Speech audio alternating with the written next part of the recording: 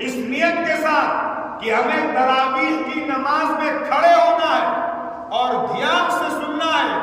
توجہ کے ساتھ سننا ہے، قرآن کا ایک ایک حرف سننا ہے اور اس سے انجوائے اور اس سے تلذذ اور اس سے تمتع اور اس سے لطف حاصل کرنا ہے، یہ آپ کے دل کا جذبہ ہونا چاہیے۔ اور اس بات کو خوب دھیان سے سنیے، جو مصلی ہیں اور جو امام ہیں اور خاص طور پہ جو مسجد کے متولی اور ذمہ داران ہیں، آپ مسجد کی فکر کرتے ہیں، مسجد کی پتائی کی رنگائی کی فکر کرتے ہیں،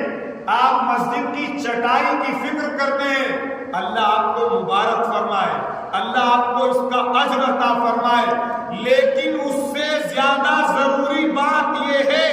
کہ اگر آپ کے مسجد کے قاری صاحب قرآن کا مذاق اڑاتے ہیں، قرآن کا مذاق اڑاتے ہیں، قرآن اس طرح پڑھتے ہیں کہ نہ زبر سمجھ میں آتا ہے، نہ زیر سمجھ میں آتا ہے، نہ پیش سمجھ میں آتا ہے، نہ حروف کی ادائیگی سمجھ میں آتی ہے، نہ گنہ سمجھ میں آتا ہے، نہ مد سمجھ میں آتا ہے، نہ تجوید کے کسی رول کا وہ امپلیمنٹ کرتے ہیں، اس کو برتتے ہیں۔ اگر اس طرح وہ قرآن پڑھتے ہیں اور متولی صاحب پیچھے کھڑے ہو کے سنتے ہیں اور مقتدی پیچھے سنتے ہیں اور اس کے بعد یہ کہتے ہیں کہ امام صاحب نے تو بہت اچھا پڑھا، امام صاحب نے تو کمال کر دیا کہ 3 پارہ اور 5 پارہ اور 6 پارہ 1 گھنٹے میں نپٹا دیا، خدا آپ کی حفاظت فرمائے، خدا اس پر عذاب بھی نازل کر سکتا ہے، اور اگر عذاب نازل نہ ہو تو خدا کے یہاں